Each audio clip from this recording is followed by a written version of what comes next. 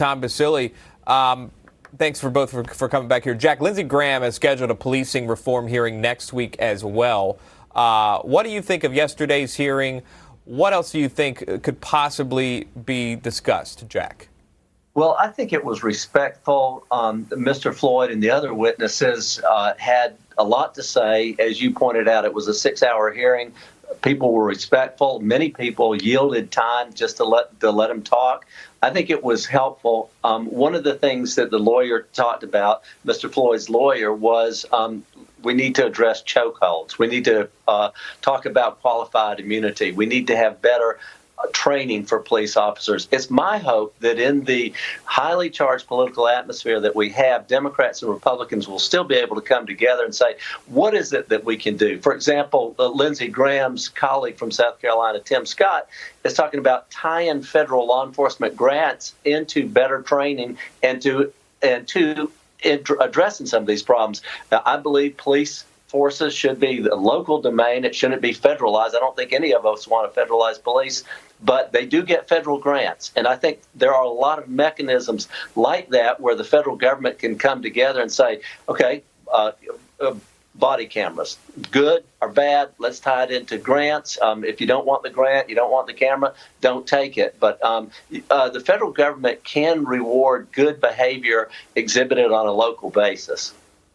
Yeah, Tom, it's interesting there, as the former Congress member was just pointing out here, you don't want to federalize police. And it's interesting to even see this topic being discussed in Congress, because if you are trying to add reform, Congress oversees budgeting and such. And so if you're going to talk about this, you're going to need more money for the body cameras and for the training, which goes back to this whole overarching theme of defund the police. What you're actually seeing, if you really watch intently, it's the exact opposite, Tom.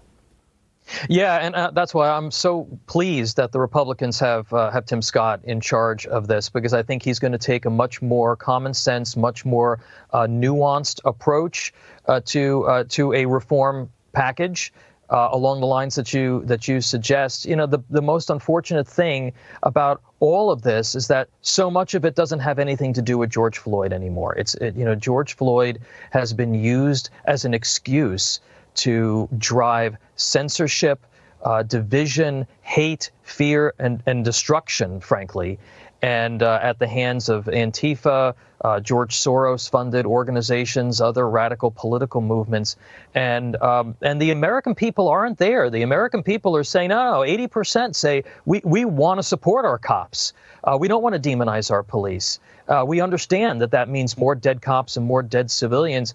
We're interested in things like body cameras and increased training and making reforms. So I think that the Republicans are going to be able to offer a plan here that is far more nuanced, that is much more common sense and in line with where the majority of the American people are, even if the liberal press and these radical activists are not. Jack, it kind of makes me think when I think about this whole thing of trying to reform the police and doing this on a somewhat federal level. When you see the Congress members meeting, at what point do you get in there and say, hey, now we need to reform, every American, because others are taking over cities, 6 blocks of cities? If I walk into New York City, if I go into Manhattan and try to take over 6 blocks, I'm pretty sure I'm going to get shut down. But this happens in other places. 30 seconds, Jack.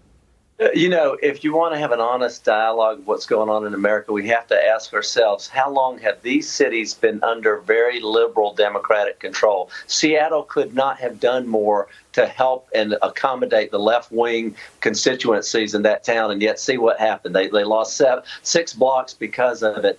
You have to have a balance in governing, and I would love to see more conservative leadership in these big cities. Jack Kingston, Tom Basile, got to leave it there. Thank you, guys. We appreciate it. Good to see you on the show.